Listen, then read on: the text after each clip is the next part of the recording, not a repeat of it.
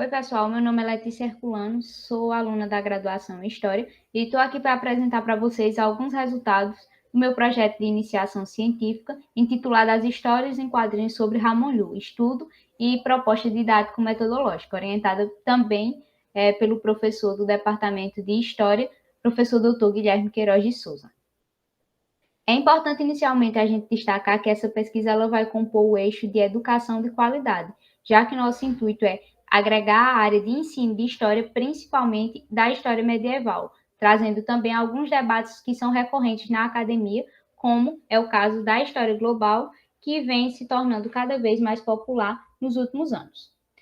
Antes de quaisquer considerações iniciais, é importante a gente conhecer, de maneira mais geral, quem é a figura-chave dessa pesquisa, que é o filósofo maiorquino Ramon Llull. Ramon Llull ele vai nascer em 1232 aproximadamente e vai ter uma longa vida. E após uma experiência de fé, o Ramon Llull ele vai dedicar a sua vida com um intuito missionário. Então ele vai viajar por diversos lugares do mundo, frequentando a Ásia, a África e a Europa, mas principalmente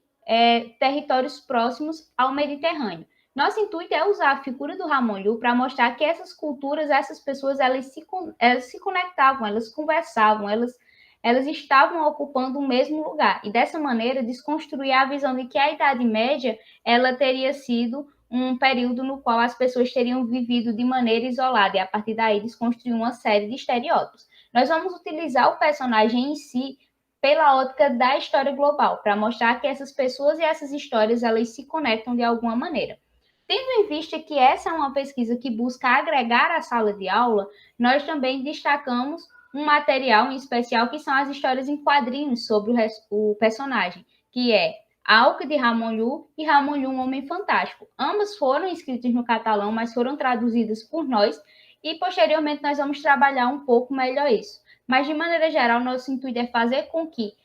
nossos alunos, através dessas HQs, eles possam questionar e problematizar algumas visões maniqueístas a respeito do período medieval.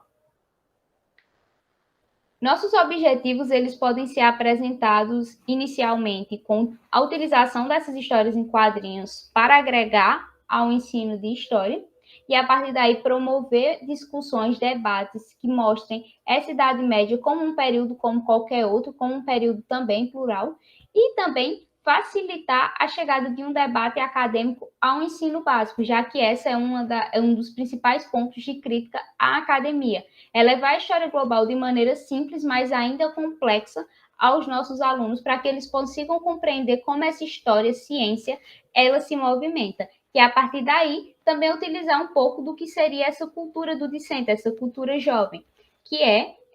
muito popular entre as crianças e os jovens, as histórias em quadrinhos. E dessa maneira, de maneira muito crítica e sem abrir mão da participação dos alunos, estabelecer alguns diálogos que mostrem o quanto as histórias em quadrinhos elas são necessárias ao currículo e a importância desse personagem também. Nossa metodologia, então, ela vai seguir por um tripé. Inicialmente, nós vamos utilizar as concepções da Luíta e do Túlio Vilela, que vão apontar as histórias em quadrinhos enquanto uma ferramenta para o ensino de história, não que ela seja só isso, mas para que ela, por a sua capacidade de síntese, pela sua popularidade, pelo uso de texto e imagem, ela possa servir aos alunos como algo mais simples, que ajuda a conhecer a história de maneira mais geral e também problematizá-la. A partir daí, nós vamos partir para o uso de uma concepção educacional ativa e significativa, que foi desenvolvida principalmente pelo David Ausubel, que parte do princípio que, para que a gente conheça algo, nós precisamos ter alguma noção prévia, a gente precisa se aprofundar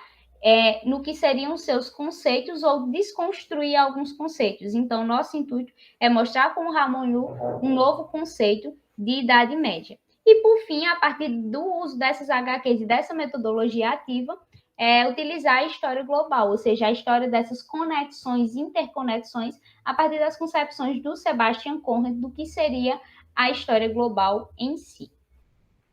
Enquanto resultados e discussões, nós podemos destacar que, inicialmente, nós conseguimos desconstruir o que seria, de maneira geral, os estereótipos mais comuns a respeito da Idade Média, principalmente a mostrá-lo enquanto um ambiente conectado, enquanto um ambiente no qual as pessoas interagem. E a partir da Alca de Ramonhu e do Ramonhu, um homem fantástico, a gente também conseguiu evidenciar a relação entre texto e imagem, ou seja, a gente conseguiu propor algo que seja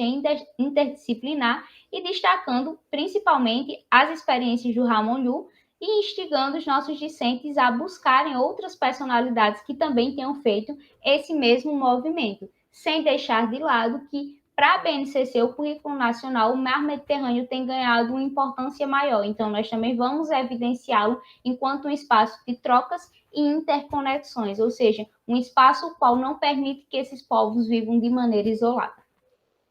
Só para ficar um pouco mais claro para a gente como isso se constrói, nós temos aqui duas imagens, lembrando que todos os dois são traduções nossas, e nessa primeira imagem nós temos um mar aqui atrás, uma cidade que se estrutura e dois barcos. Isso mostra a importância comercial do mar Mediterrâneo e de como essas pessoas que viviam em uma ilha balear, como é o caso de Maiorca, dependiam dele. O Ramonho ele seria essa criança deitada no berço, um dos primeiros quadrinhos da revista, e